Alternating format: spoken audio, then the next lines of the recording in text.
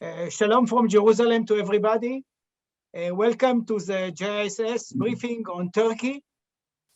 Turkey is a large country of more than 80 million people, whose location has great strategic importance for the Middle East and beyond it.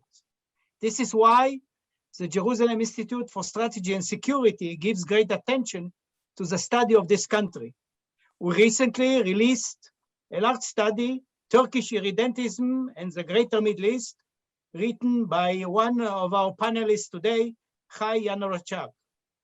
We changed the format a bit today, and it is my pleasure to introduce Moav Vardi, the head of the foreign news desk at Israel's public channel, Kan 11, and the host of its daily news show, The World Today, which is one of my favorites, and I almost follow it religiously. Moav will moderate this discussion, and the floor is yours. Okay, thank you so much, Efraim, for inviting me over to host this session. Just the other day, we have reported here in Israel about a bomb that was defused, which was found under a police car, that the police car was part of the security arrangement around some kind of rally that Recep Tayyip Erdogan was expected to be present at in Turkey. And I think that one of the ideas that was revolving around was that maybe it's a staged event, that in some mysterious way Erdogan wants to project the image that he is threatened by external forces or within, enemy of the states from within, in order to rally around him a big amount of support, which is very much needed right now. So I think that, and of course, just 2 weeks ago, all of us here in Israel were very busy in the story of the Israeli couple who were arrested in Istanbul in suspicious of being some kind of part of an espionage against Turkey. So I think that, Turkey is also making the news in Israel. We are very sensitive. I think both because, both because the geopolitical significance of Turkey to Israel, and also because of the history that the Turks were ruling this part of the Middle East for a long time. And I would add that maybe because they're not Arabs, maybe there is an assumption, an aspiration that somehow we can find good neighbors here because they are in some way not part of the Israeli-Arab conflict. So I think that Turkey is playing a major role in the region. And I think it's a very good opportunity to examine this role. And I'm very happy that we can explore this with two very distinguished researchers and analysts. Dr.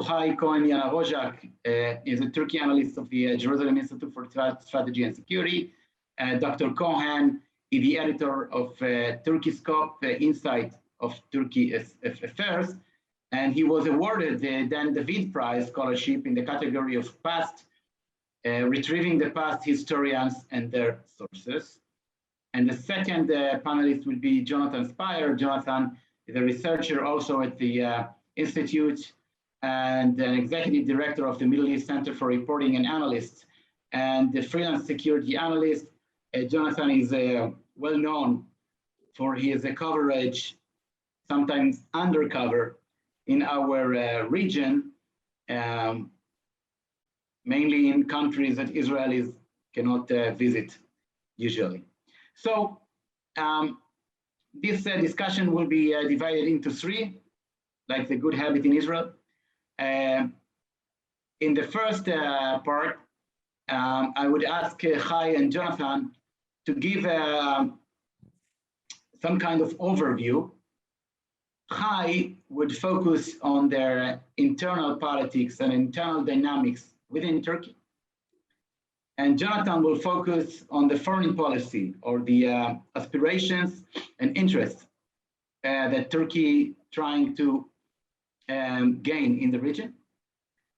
Afterwards, we will have a short session with me asking Chai and Jonathan a few follow-up questions, and then we will open it to you guys in the audience, in the viewers, and you can post your questions here in the Zoom application, in the Zoom session here, and we will select several questions to address Chai or Jonathan. With that introduction, I would like to go right into the matter of the subject. Chai, Eytan, and Yanarocak, I want to start with you, as I said, with a short overview of the current situation in Turkey and Chai, the fundamentals within the Turkish culture and the collective memory which drive what we see on the surface right now. First of all, I would like to thank you very much in person that you accepted our invitation and you are part of our today joint webinar. Thank you very much again. Today I would like to introduce my paper, which was recently published by the Jerusalem Institute for Strategy and Security.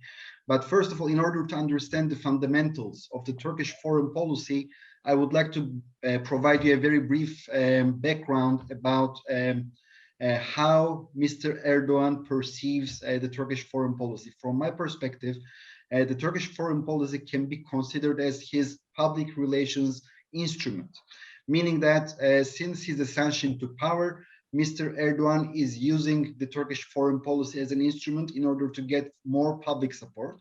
And the core determinant of this foreign policy is Mr. Erdogan's partners, meaning that when he arrived to power, when he rose to power, his first partners were the liberals, then later Gülenists, and later Kurds. And every partner basically determined the essence and the direction of the Turkish foreign policy. So if we are going to basically focus on today's Turkish foreign policy, then I would like to divert your attention to 2015, when President Erdogan forged an alliance with the Turkish Nationalist Movement Party. And when these two parties, the Justice and Development Party and the Nationalist Movement Party, forged this alliance, so we began to see a marriage of interests, which basically we can formulate it in this way: the marriage between neo-Ottomanism and the ideal world order, in Turkish, Nizam-ı Alem Ülküsü. Basically, the marriage of these two concepts seeking to bring justice by imposing Turkish and Islamic sovereignty or influence to the region. And as already Moav mentioned, this while the Turkish economy is being deteriorated, so Erdogan, in order to divert the public attention, he basically began to use the rallying around the flag method, as we all know in the political science. By doing that, he began to use the traditional Sevr syndrome of the Turkish society. For those who are not familiar with the term, I would like to provide a very brief description. In the aftermath of the World War I, the Allies and the Ottoman Empire signed a peace treaty, and as a result of this peace treaty called the Sevr, we happen to see that the Ottoman Empire was smashed into the pieces, and this created a trauma in the Turkish society that later basically paved the way for the Turkish War of Independence. So today, whoever is familiar with the Turkish history textbooks and the Turkish society is very much familiar with this trauma called the Sevr syndrome, which means that today the Western powers are still interested in to conduct a dismemberment of the Turkish homeland. And as a result, we began to see that Mr. Erdogan began to portray the Lausanne Agreement, which eradicated the Sevr Treaty, as a slightly upgraded version of the Sevr, meaning that he began to show the most important achievement of Mustafa Kemal Atatürk, the founder of the Republic, as a nonsense defeat.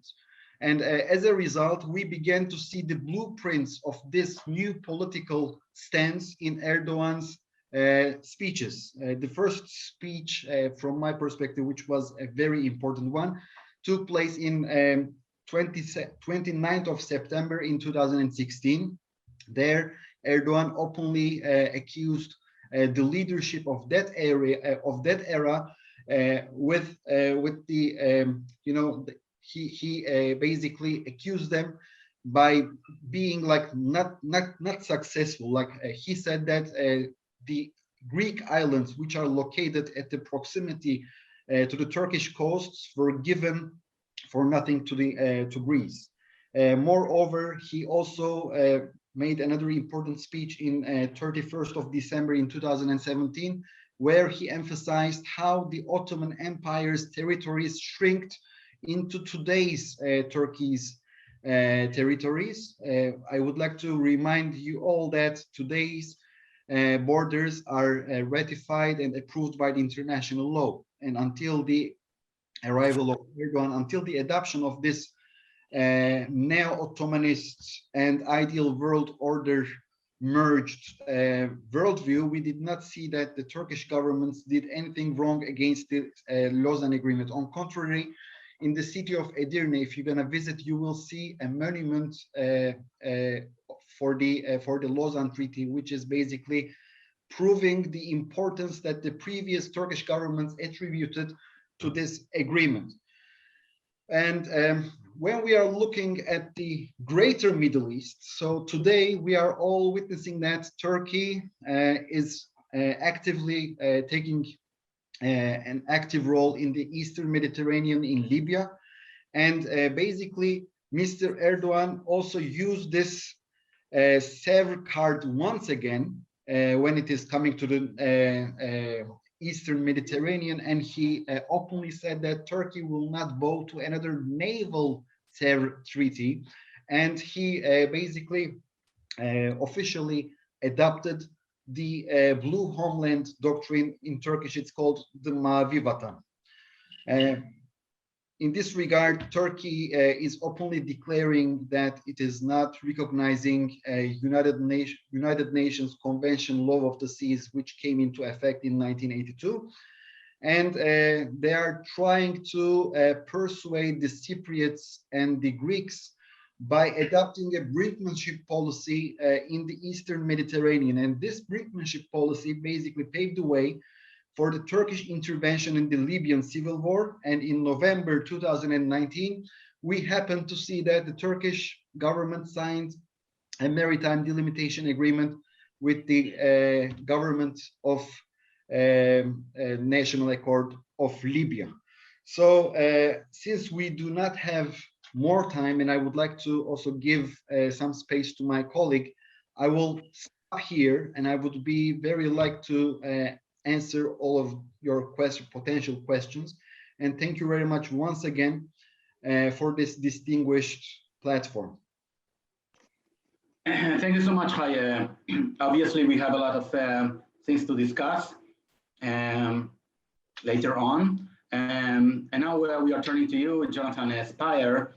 And Jonathan, we would be happy to have your analysis and overview, first of all, about the interests that Turkey is trying to pursue in the region, and the way that, or the mechanism and the way in which they are operating in order to achieve that.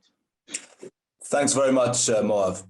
Yeah, so with regard to the aims, I think first of all, it's clear that since really AKP came to power in 2002, Erdogan has been seeking to, I think, quite profoundly reset Turkey's regional and international stance. And in many ways, Erdogan has departed from the models of recent Turkish history, as Hai, I think, was also pointing out, and is seeking to fundamentally recase Turkey as a standalone regional power. And that involves, I think, a sharp break from cooperation with traditional allies, obviously the United States, and also other traditional allies. And as part of that, Erdogan is pursuing a strategy intended, I think, to revive Turkish reach and influence deep into the Arabic-speaking Middle East. And as a result of that strategy, in terms of practicalities, Turkey now has troops deployed in 3 Arab states, in Syria, in Iraq, and in Qatar, and it's engaged in influence building in Libya, in the Palestinian territories of particular interest to us, I think, Lebanon also, and indeed beyond the Arab world, in Azerbaijan, in Somalia, and most recently also in Afghanistan. Now, in terms of the means being adopted, I think it's very interesting to note this strategy is not being pursued only by conventional military and conventional diplomatic means, but rather in the manner made familiar, I think, by the Iranians and the IRGC in recent years. Turkey is seeking also to employ the methods of proxy and asymmetrical warfare, utilizing local client forces mobilized by quasi-state agencies in order to build that Turkish influence. And we've seen, I think Hai also mentioned, that in recent years in both Libya and in Nagorno-Karabakh, Turkey's using the Iranian precedent of not only using proxy fighters, but also deploying proxy fighters recruited in one country, Syria in this case, in another area in which Turkey wishes to project influence, using Syrian fighters in Libya, using Syrian fighters also in Nagorno-Karabakh. So if we turn to look then in a little bit more detail, if I can, I don't want to use up too much time, but just to note the specific components of the Turkish regional strategy, a little bit looking at conventional and paramilitary and soft power methods. We note that the conventional Turkish military also does play a role in Turkish power projection in the region in 3 operations into Syria since 2016, Euphrates Shield, Olive Branch, and most recently Peace Spring, the ironically named Operation Peace Spring in 2019. We've seen conventional Turkish forces entering into Syria, fighting, of course, the Kurdish YPG and also Syrian regime forces. In Iraq, Turkey maintains a base at a place called Bashika, 20 miles northeast of the city of Mosul, where Turkish officers are training an irregular force. We saw also in 2020 Operation Claw Tiger, in which the Turkish armed forces, conventional forces, entered into Iraq to fight the PKK 30 kilometers into Iraq.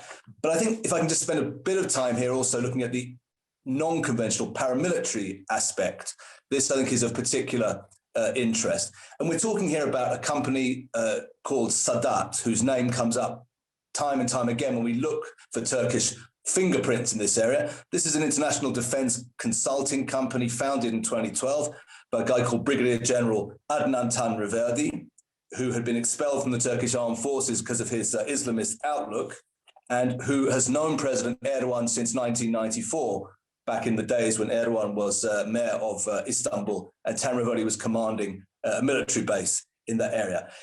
Tanriverdi served as Erdogan's military advisor between 2016 and 2019. And this Sadat company is the body which we see time and time again involved in recruitment and training and deployment of Syrian fighters on behalf of the Turkish interests in Libya, in Nagorno-Karabakh, and of course also in Syria itself. It's interesting to note on Sadat's website, the organization calls for the pan-Islamic unity of Muslim states, and it also calls, interestingly, for an Islamic alliance against Israel. And Tanriverdi even has a planned military operation, which he calls the feasible military operation, whereby Israel, in his view, could be defeated in 11 days by a pan-Islamic army, which he's in favor of the construction of. Now, Sadat also has made itself manifest here in Israel, or specifically in the West Bank, where it is accused of transferring funds Hamas. And in 2018, a Turkish citizen, a man called Cemil Tekeli, associated with that organization, was resident in Ramallah and was arrested, accused of money laundering by the Israeli authorities, and then expelled. So we're talking about an international defense consulting company, but of a very, very unusual type, namely one which is ideologically motivated and which is engaged in pursuing what it openly reveals to be a kind of pan-Islamic strategy. And I think that we should be watching very closely when we look at Turkey's activities in this area to note and look into more deeply the activities of Sadat. Very briefly then, having looked at conventional operations and asymmetrical operations, let me conclude by just a quick look also at what I would call soft power or influence operations being conducted by Turkey. And here the key body to be noted is an organization called TIKA, which is the Turkish Cooperation and Coordination Agency. And TIKA is active also very close to home here in Jerusalem and in the West Bank and in the Gaza Strip. And it's active also in North Lebanon, building influence there. And in both areas, what it's doing is it's investing in civil society initiatives of a broad number of a kind, and engaging in what we call dawah activity. That's to say, the attempt to spread Muslim Brotherhood ideology. And what's this all about? Well, if you wish to be nice about it, it's about helping Muslims globally. And if you wish to be a little bit more cynical about it, it's about preparing a public in countries of interest in order that that public might be mobilized at a later date to advance the Turkish interest. And obviously, with regard to Jerusalem, that's a matter of very great concern to the Israeli authorities. Yeah. Just to conclude, a couple of remarks, overview remarks to say the following. There is today an arc of Turkish activity that begins in Afghanistan, goes via northern Iraq, westwards to northern Syria, to Lebanon, to Israel, to the Mediterranean, and down to Libya. And this is an attempt to build Turkish influence across a broad swathe of territory. We know that Turkey is in trouble now economically, and it is seeking to repair many of the diplomatic relations that were damaged as a result of this strategy over recent years. But I'll conclude simply by saying, in my view at least, and we can discuss this later, this strategy is hardwired into the outlook and into the worldview of President Erdogan and maybe the AKP party as well. And in my view at least, it's likely to be abandoned only if only when President Erdogan leaves office and not before that. So I'll conclude on that note and very happy to take part in the discussion. Thank you, thank you so much, Jonathan. And the closure of your overview is exactly what I want to ask Yanarocak about. We know the economic situation in Turkey is dire. And I want to ask you, Chai, is there a real chance, that Erdogan is going to lose his seat, his power in the coming elections? We often talk about it, that, maybe this time and time and again, he make it, is somehow make it to win another elections. And I want to ask you if there are any prospect that this time something fundamentally changed, and we should expect, or at least not to be surprised, if Erdogan is going to be stepped down out of power in the coming elections, and why? First of all, thank you for your question. In Turkey, there is an unwritten traditional law. Whoever is winning in Istanbul, Ankara, and Izmir at the same time will win the general elections. So when we you win the race to the mayor or the presidential elections in this? I mean, what I'm meaning is the municipal elections for the mayor. Whoever is winning in Istanbul, Ankara, and Izmir, or basically in Ankara and Istanbul, will win the whole Turkey. Okay, this is the basically main understanding. So when we are looking at the latest municipal elections, we happen to see that Mr. Erdogan lost the elections in these three cities. If everything will go accordingly to this unwritten clause, he should basically lose the elections. But I do not think that first of all we are heading towards an early elections. In Turkey, there are some circles that arguing that Turkey is, has to go to an early elections because of the deterioration of the Turkish lira. I do not see that Mr. Erdogan will choose this option because he knows that the public support at its lowest. I mean, this will be, from my understanding, a suicide, a political suicide.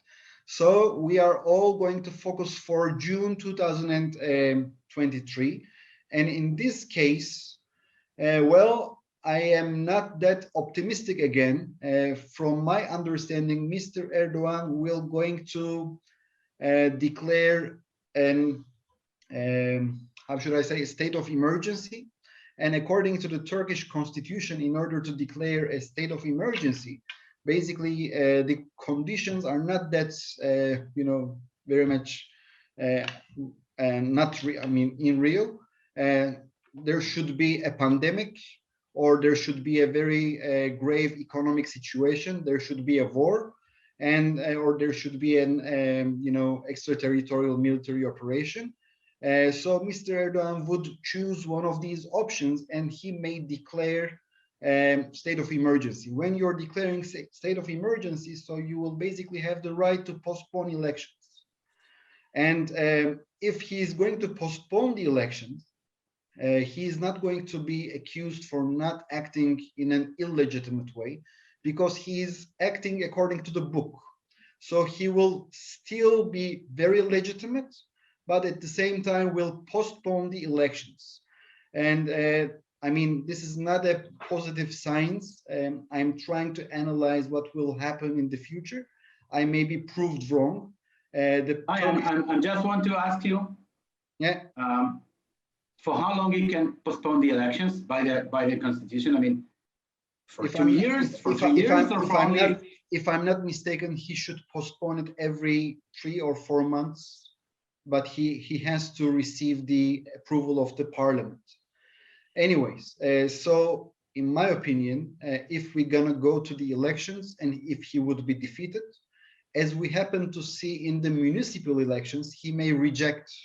He may basically reject the results, and later he may ask another round. And in the municipal elections, it was easy for him to surrender and accept the results of the second elections. But in this kind of circumstances, he will lose the power, and he knows it very well. When he is going to lose the power, his opponents will come after him, and this is a matter of survival for him. And as a result, Jonathan already spoke about Turkey's proxies. Let us not forget Mr. Erdogan also formed some armed groups inside Turkey, the very known reinforcement forces, Takviye, and the Bekçi forces, the neighborhood guards, are pretty good examples for this kind of a thing. Also, let us not forget the police, special forces, the Polis Özel Harekat in the Turkish language. So all of these armed forces are loyal to him.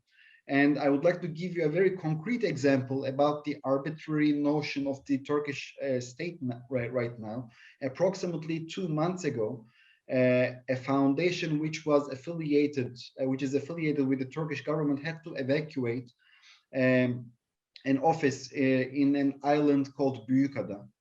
And despite the fact that the court had a decree that that particular office had to be evacuated, the Turkish police forces came there and barred the entrance of the Istanbul municipality people so that they could not basically implement the court order.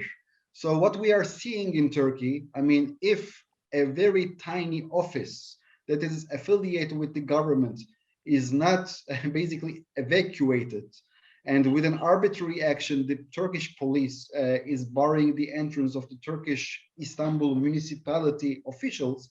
So let me ask you then a question, okay, Moav? You tell me, the person who is not eager to evacuate a tiny office in Büyükada, will he be eager to evacuate his office in the presidential palace in Ankara? Well, I hope he will, but I'm very skeptical again. No, but I'll ask this question, Chai. If you want to reject the outcome of democratic elections, you probably have two options. One is the one that Putin is practicing, which is, okay, Putin is not a good example, but to forge the elections, to forge the results, right? Okay. And then apparently you won them. The other one is to make Turkey no longer a democracy and a totalitarian regime that is totally backed by suppression and force. Is that the scenario in case Erdogan going to lose? Well, the end of the democratic... Precisely. You know, there's a saying, tell me who your friends are and I will tell you who you are. Today, Turkey is making a rapprochement with Russia and with China and doing everything in order not to deteriorate its relations with these two states. And this is very much, I mean, I do feel concerned about Turkish democracy because this will basically put Turkey in a very different category. We are also seeing this not in terms of democracy and freedom of speech or freedom of democracy, but we also see it in terms of Turkey's choices in the strategic manner, meaning that the equipment of the S-400 anti-missile systems is not an ordinary decision. It should not taken as an ordinary weapons purchase, like you know, purchasing a rifle, purchasing a submarine. No, this is something, a declaration that you are basically locating yourself with, and you're affiliating yourself with the other camp. And this is creating a huge headache for NATO. Let me remind you, the NATO has no mechanism to get rid of its own members. When they founded NATO, they did not think that a phenomenon like Turkey can, you know, pop up. So this is a very also hard situation, a very complex situation, not only for the Turkish opposition, but also for the West, because now the most important challenge of the West is not to lose Turkey to the hands of Russia and China. So in order to do that, you should not burn the bridges. Instead, you should maybe bite your tongue. You should basically make some concessions in order to wait for the day after Erdogan, because at the end, also Israel and also the West should basically treat Turkey not like Erdogan, but Turkey is a very important asset for the national security of the state of Israel, and at the same time also for the West. This is also applicable. So we should think out of the box, but the trend, I mean, I'm very concerned of it. Just a short follow-up question. Please try to answer very shortly. First of all, is that your analysis or presumption that in the ballot Erdogan is about to lose in the next election, or it's still very much open and he can very, I mean, not surprisingly win? If everything will be very transparent, I think that according to my understanding, he would lose the elections. Okay. Definitely. Second question. Got it. Second question.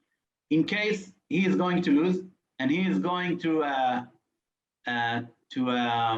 hold power in means of military suppression, which is a coup, which is an anti-democratic coup. What is your sense as regard to the extent of the will of the public to resist, to go out the street, Okay, to view another Tahrir Square in Taksim Square. well, To say no more. Even bearing in mind the huge price that these people who had the courage to stand out paid in 2015. okay, again, I'm very pessimistic about it. First of all, I really don't wish that, again, I'm emphasizing, I do not wish that the people of Turkey would have to go out to the streets in order to demand their rights. But we already happened to see what happened in the Gezi Park protests. And since then, also the protesters and also the state, they learned a lot from that example. In my opinion, since I already mentioned that Erdogan already formed the Bekçi forces, the neighborhood watches, and the police special forces, I really do not think that they will leave a room for the public to demonstrate and to occupy the most important public spheres. On contrary, I do believe that in such a scenario, we will not be able to see a real public opposition. The essence of the constituency, the anti-Erdogan constituency is they consist of people who can lose a lot, meaning that they are very much educated, they are rich, or they are middle class citizens who are very much engaged with the West. So these people, from my perspective, will not be able to confront Erdogan supporters who are coming from mostly from the rural areas and basically who are more illiterate compared to anti-Erdogan supporters. So these people are more weaker in terms of economy. So they will, I mean, they have something, they have nothing to lose almost. They have less to lose. Yes. So in this kind of circumstances, again, I really don't wish to see such a confrontation in the streets. I do not believe in violence. You don't wish, but the only other alternative is Turkey turning into an autocracy and a tyranny. Well, I agree with you. So unless you the see name of the game. So unless you see any foreign intervention, which is not in the card, I guess. So the name of the game here.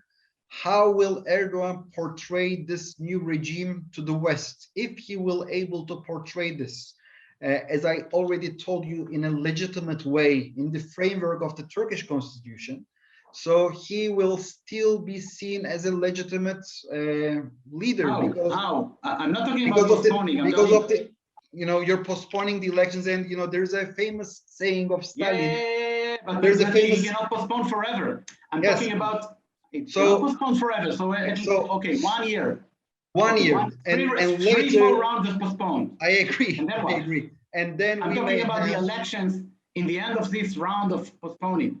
Yes. So then let's say we have an elections, and in these elections, if his popularity, if there will not be an economic miracle in Turkey, so I do not think that his popularity will rise again. And as a result, there is the famous saying of Joseph Stalin. It doesn't matter who is putting the votes in the ballot box. It is important who is counting them. Okay. So I'm very much skeptical regarding the transparency of such an election, because maybe during this postponing period, he may, I'm again emphasizing the word may, he may pave the way for the whitewashing of the results. He may. He will never lose. Yes. He will never lose. I mean, if he will lose everything. So from my perspective, let us prepare for the next 5 to 10 years, Turkey with Erdogan. I do not think that he will be defeated. Yeah. Okay, Jonathan Spire, I'm turning to you. First of all, do you think any positive effects that Turkey's Erdogan has on the region? I mean, they are countering power to Iran. You know, if you view the Middle East as consists of 4 types of people: Jews, Arabs, Persian, and Turks.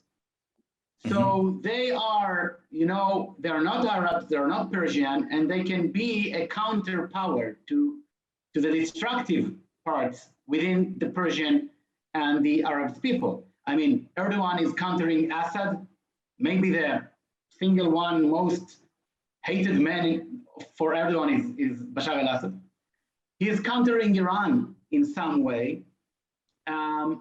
Is there any positive aspect that you can see that Israel, and I'm talking now from an Israeli perspective, can take advantage of the fact that, as Yanarocak just said, Erdogan is going to stay with us for at least a couple of years?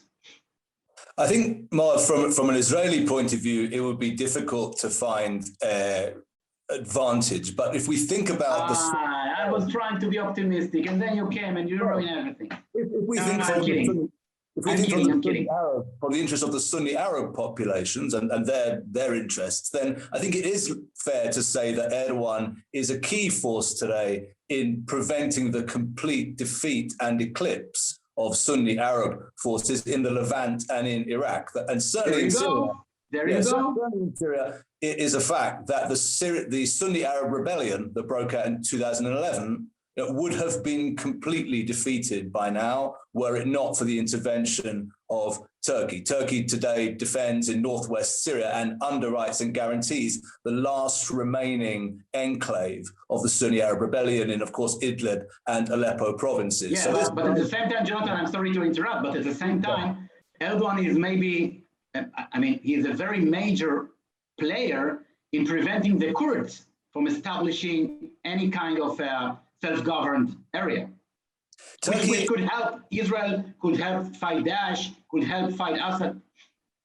The main reason for the Turkish interventions in both Syria and in Iraq is to fight the growing influence of the PKK, the Kurdish Workers' Party. Undoubtedly so. The Turks have not been able to achieve what they would like to achieve, which is the complete destruction of Kurdish autonomy in Syria. They have nevertheless been able to destroy one of the 3 Kurdish cantons, the Afrin canton, and today that's included in the northwestern enclave, which they're holding on behalf of the rebels. Look, I spent a great deal of time in Syria and particularly in the Kurdish enclaves, and I couldn't agree more that I think that area is a de facto ally or advantage for Israel, even if there are no direct relations. The fact that the Kurds hold 30% of Syria and eastern Syria is a de facto buffer zone against Iranian advances westwards, partial, not complete, but it's a de facto buffer zone. So even if there's no direct relations, that's absolutely in Israel's interest. Of course, if that were to fall, it is likely that a large part of it would fall not to Turkey, but to Assad and therefore to Iran. So undoubtedly that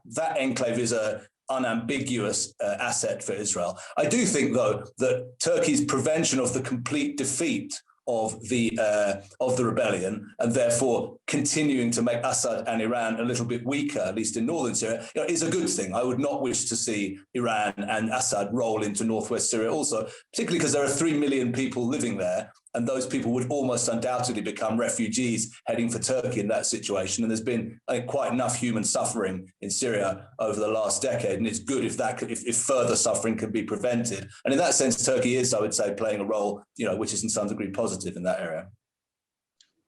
Thank you so much, Jonathan. We have about 15 to 16 minutes left, and I want to spare some time, or this time, for the questions from the audience. Let me start with that. Isaac is asking, why aren't the activities of TIKA, T-I-K-A, in Israel and Jerusalem in particular prevented, or at least closely monitored or minimized? What does Israel do about it? Hi, Jonathan, do you want to address? I can answer that maybe with regard to TIKA. I mean, I've looked at please just, Jonathan and Chai, please keep 1 to 2 minutes long answers, so we will have the time to go over for another few questions.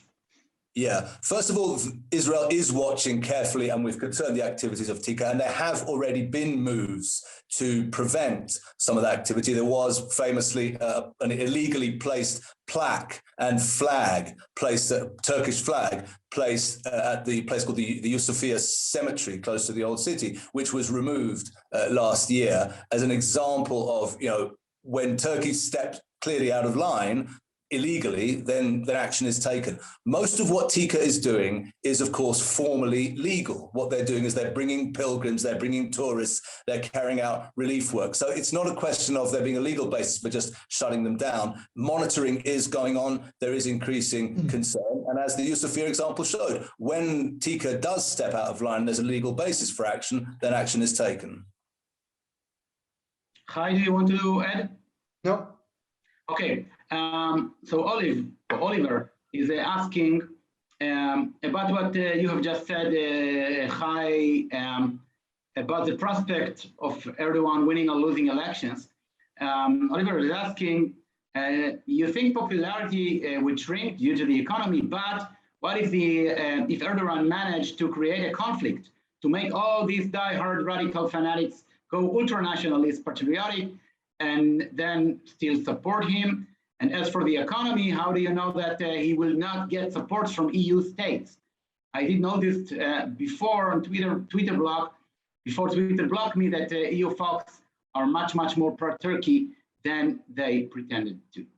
Well, let me answer from the last part of the question. In order to improve the relations with the EU, first of all, Turkey needs to take concrete steps. Let me remind you, only approximately 3 weeks ago, we happened to see another crisis between the European Union, largely with the West, and Turkey. Mr. Erdogan almost declared 10 ambassadors of Western countries as persona non grata because of their criticism regarding the imprisonment of Osman Kavala, who is a very well-known Turkish philanthropist. By the way, he's accusing him for orchestrating the Gezi Park protests. So the European capitals would like to see the release of Osman Kavala. From their perspective, Mr. Kavala is taken to the Turkish prison with no reason, because he basically organized, if he did, right, he basically organized a democratic demonstration. Besides that, in Turkish prison, we have journalists. Again, in Turkish prison, we have once upon a time, the main opposition leader, Selahattin Demirtas of the Kurdish political party, the head of the Kurdish political party, together with Figen Yüksekdağ, his counterpart. So in order to make a real progress with the relations with the West, Turkey, first of all, needs to take very tangible actions. And unless they are going to take these actions, I do not think that the Europeans will going to pour new money into the Turkish market. Instead, as we already witnessed this week, Turkey began to launch a rapprochement with the United Arab Emirates. And this will create a new competition with Qatar. Nobody is talking about that, right? So we may expect a relative change in the Turkish foreign policy. But again, if we would like to see a rapprochement with the West, so the ball is in the Turkish court, not in the European court. Okay, so this is the first thing. And the first part of the question, please, I would like to, if you can remind me the first part of the question, because I forgot it and I'm not. Can you please remind me the first part of the question? Yeah, the first part. The first part was,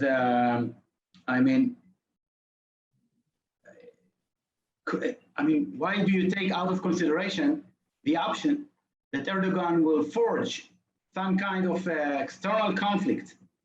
Okay, conflict. Yeah, thank you. All the nationalists Thank you. Thank you very much. Thank you very much for reminding me.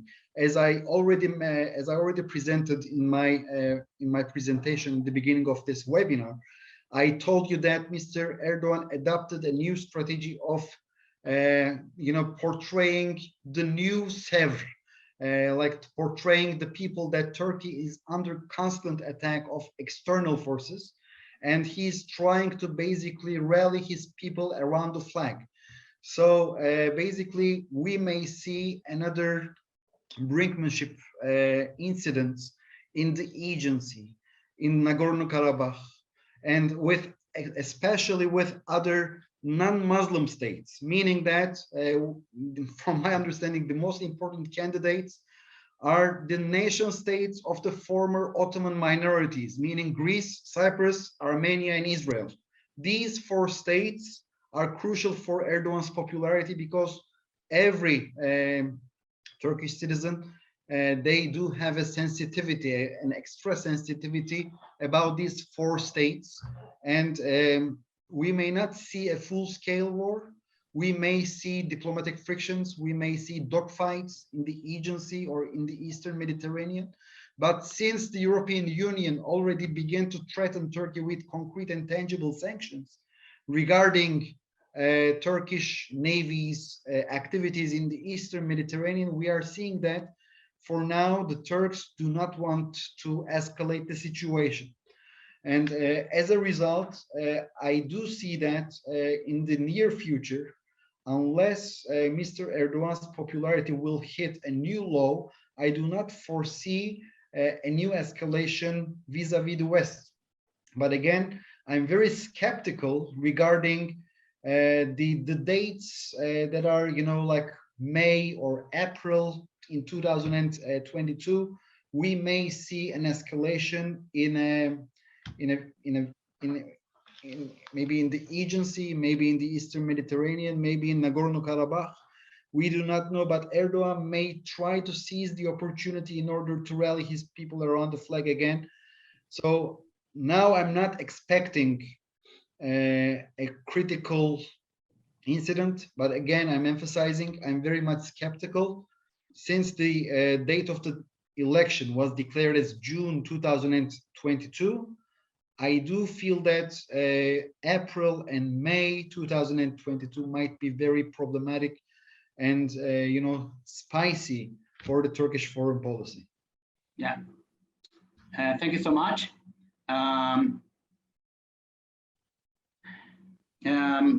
I want to ask you, Jonathan, a question posed by Bondi Hakim.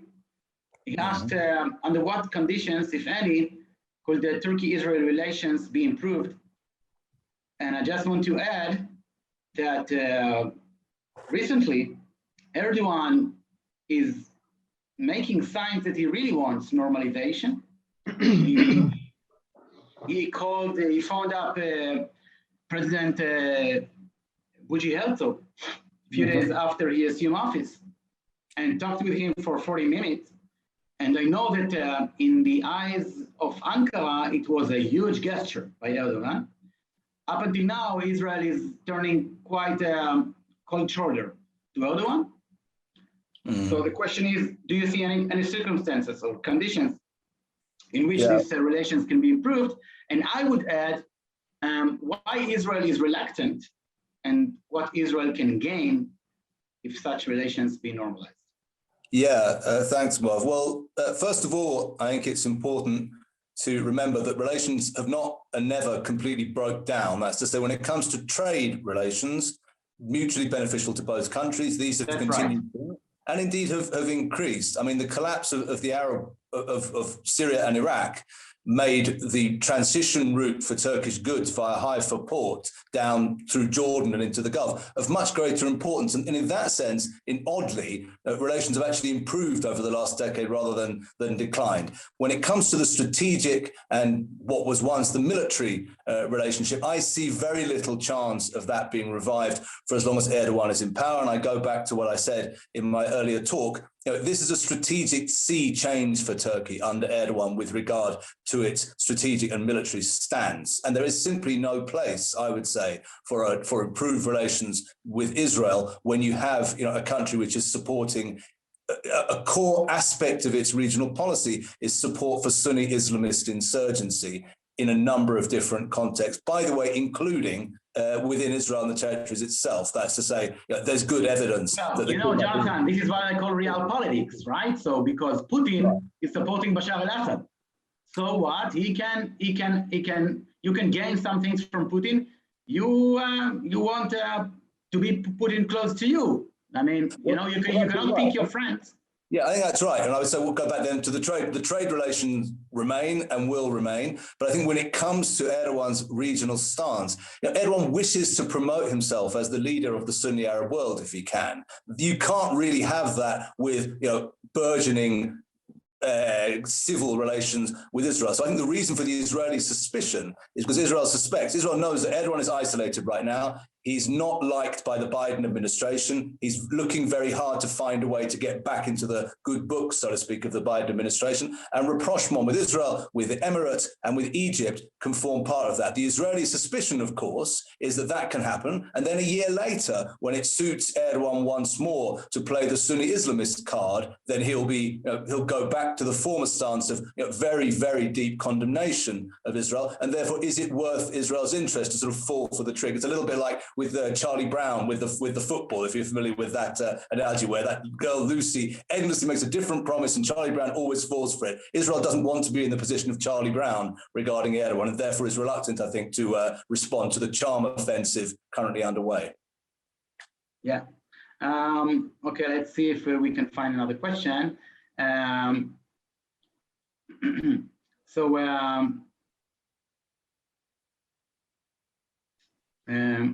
Okay.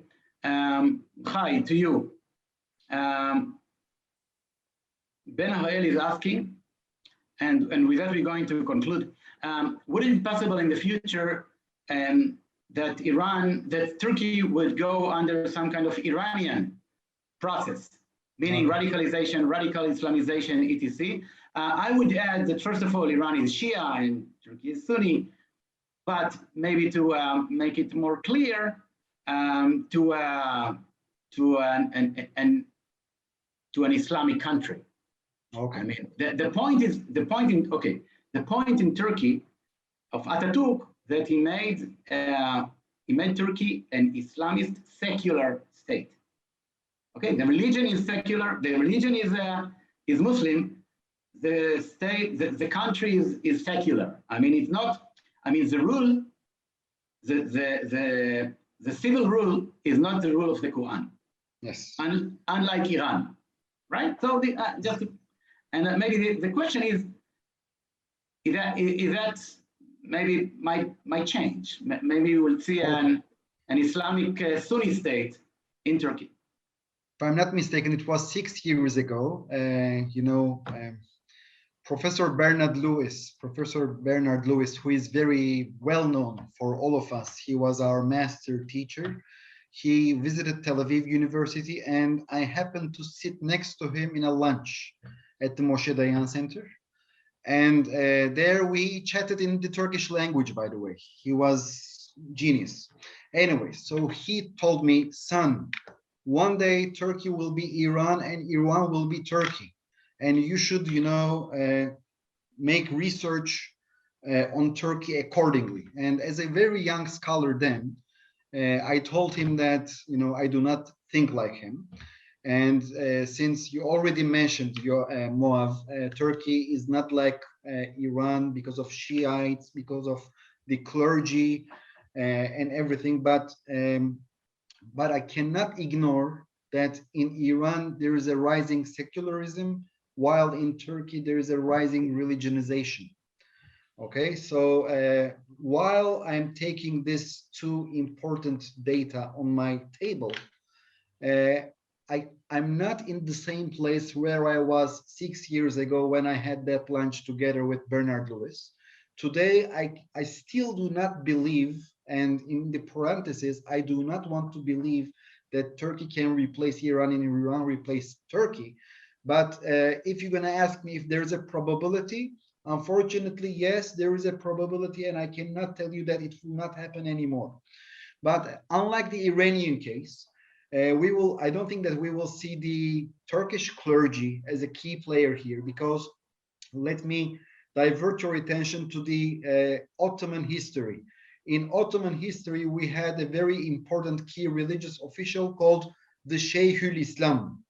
whenever the Sultan was weak, the Sheikhul Islam was basically ruling the country. And when the Sultan was strong, and in most of the cases the Sultans were strong, so they were dictating the Sheikhul Islam to find the necessary Quranic verses in order to justify their decisions.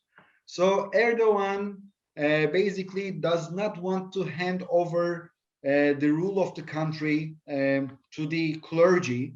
Instead, he wants to use the clergy, or he wants to use the Turkish religious officials to justify his own decisions. If we're gonna make it into a metaphor, Erdogan would like to eat his steak entrecote with a sauce of religion, but he still wants to have it but for himself, okay? Because he thinks that he can market this steak better to the Turkish public with this sauce.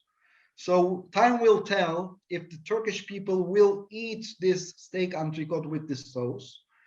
Of course, in order to eat steak entrecote, you need a very strong currency.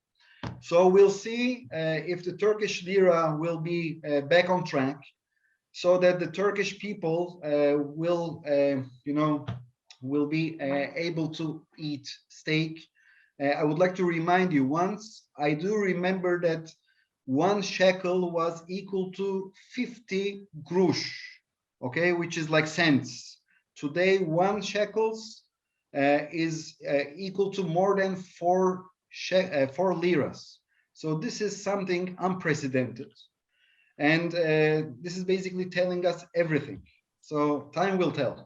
Thank you very much for the question. Okay, we have to conclude. Turkey is a big enough country to support 3-4 hours discussion, but every good thing has an end, and this discussion is not exceptional. First of all, I want to thank you so much. Hi, Eytan, Cohen, Yanarocak, Jonathan, Spire, both doctors, and Efraim, Inbar, and the JISS for hosting this discussion. I have a suggestion. I will put my email here in the chat. If anyone wants to ask me anything, you're more than welcome. If Jonathan and Chai wants to put their email here, and people can write them emails to ask questions that we didn't have time to conclude in this discussion, that might be good. I hope that it was interesting. I was interested about it, and I want to thank so much above all to you guys somewhere in the blog sphere that took the time to listen to us.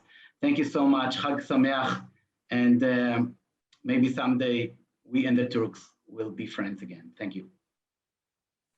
Thank you to everybody. Shalom from Jerusalem. Thank you, my colleagues, and especially to Moav Vardi. All the best to you.